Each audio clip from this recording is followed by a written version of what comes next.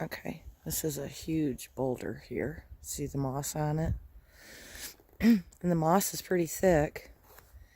And the storm that blew through that took down some trees did this. I don't know if it's easy to see, but it literally ripped the moss right up off the rock.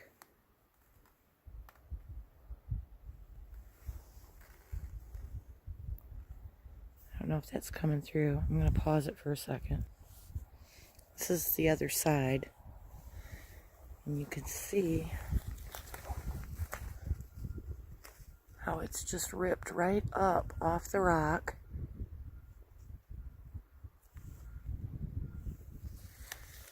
And these trees that were on the rock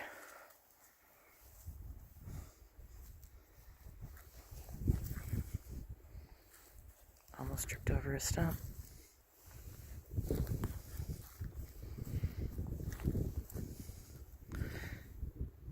Ripped it right up off the rock.